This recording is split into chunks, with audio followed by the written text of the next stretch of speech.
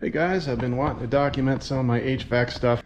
So for the entire living, dining, and kitchen area, it's all going to be heated and cooled with a mini split, a ductless unit up here on the wall, which means it doesn't have any ducts. It just has those refrigerant lines here, and those go all the way out to the outside unit.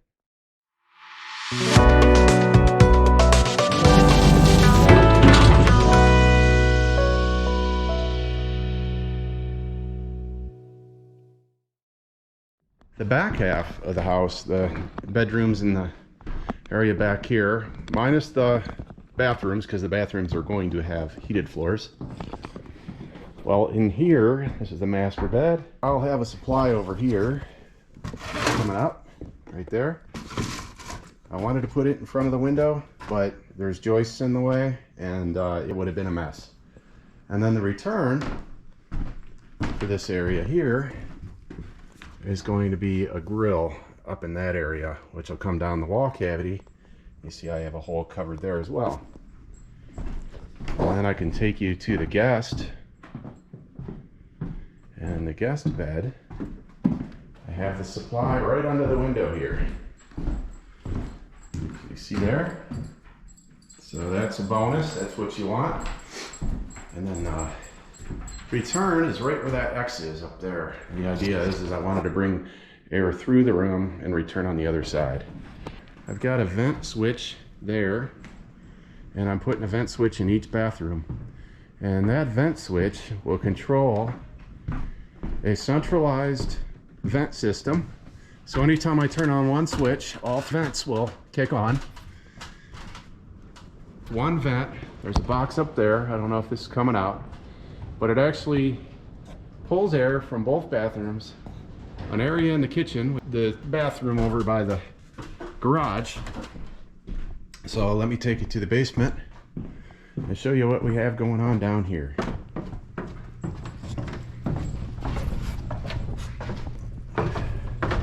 Okay, first of all, the head unit that I started the video with is sitting right here just to keep it out of the way.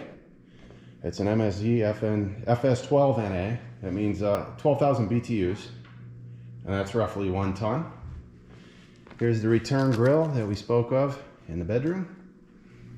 And then the back half of the house is fed by a Mitsubishi Hyperheat, and this is a ducted unit. So that's the same thing. It's a mini split unit, except it's a ducted unit, and it's going to push air down to that register that I said I couldn't get by the window, otherwise I'd have to, it'd just be a mess here. And then it's going to push air all the way down in front of the window and the guest. And then the return comes down from the bedroom here. It's going to come down and return here, and then the other return is here. That was the one in the side of the closet. Since my house is so tight, anytime I turn on my exhaust fans, I have a makeup air system. Let's see, that's my ERV system. That's the heat exchanger, fresh air intake jobby. And I believe, yeah, over here, I've got a makeup air system. It's buried right now. And these are other parts of that too. This is a muffler, so you won't hear the fan kick on, but I think what I'm going to do is pull air in, probably over in this back side of the house. I don't know. I guess I got to figure out. This is something I really didn't think through too well. But so I need to poke a hole in the house somewhere where I can put that equipment through. So anyways, how did I come up with 2 12K units, which is a total of 24,000 BTUs? I've had a manual J calculation completed on my house, and that could be overkill, and that is one of the reasons why I have 2 separate units, one here and one under here. So if I find myself where the heat load is kicking on and off and on and off, I'll just shut one of them down, and then I won't short cycle. I'll show you some of my manual J stuff.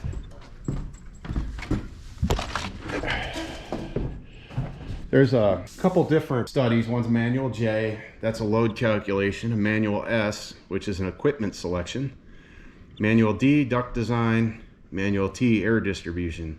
Air distribution would talk about where to place the registers, what size registers. The duct design, obvious, you know, what kind of ducts, what size.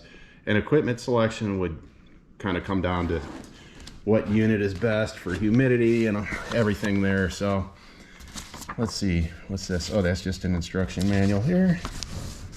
So this is a study for my house done by Pro Energy Consultants. The gentleman I talked to is Jerry Needham. Did a great job for me. For a 9-degree winter day or an 88-degree summer day.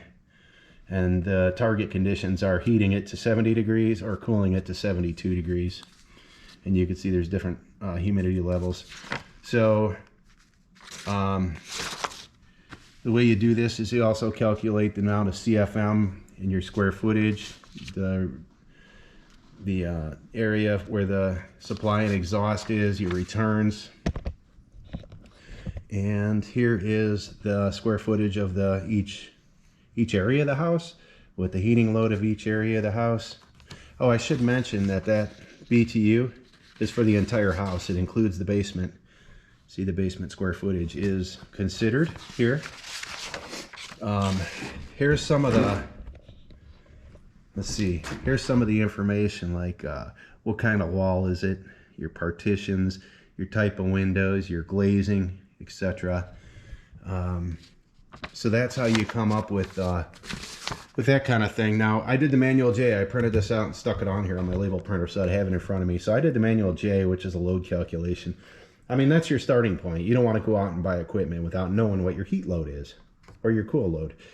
A manual S will also tell you, like, hey, you know, this type of equipment is best. This type of equipment can remove X amount of humidity, right? Based on your living conditions or whatever. So there's a manual D that explains, you know, how to size your ducts and all that. And then a manual T, air distribution, where to put them, what size grill, etc. So anyways, that's how I came up with my heat load and cooling load. And then what do I have here? Well, it's just the user manual. I wanted to check that out. And then here's my units. And for example, the reason why I have 2 units, I handed earlier, I'll get back to this. Well, for example, for this unit here, say I needed 2,000 BTUs of heating. Well, you can see here on a 47-degree day on this unit, the minimum amount of BTUs that this thing will put out is 3,700 BTU. Well, if I only need 2,000 BTU, and I turn this on at 3,700 BTU, because it can't go any lower, when if it's on its lowest setting at this temperature outside, it's going to put out at least 3,700 BTU.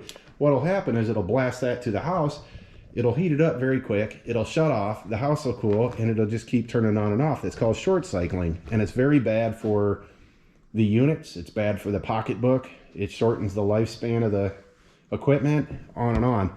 So, being that some of my numbers may be off in this study, I wanted the ability to shut half of my system down should I need to, if I start short cycling severely, which I don't think I will.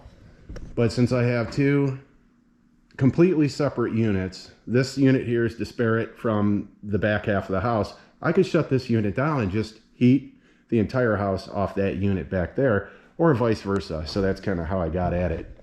And then the ERV, we were gonna plumb into the return duct, as I mentioned, but I found out that's just a bad thing to do. So I sent my HVAC dude a note, an email, and haven't heard back yet, but I just sent it yesterday, and it's the weekend.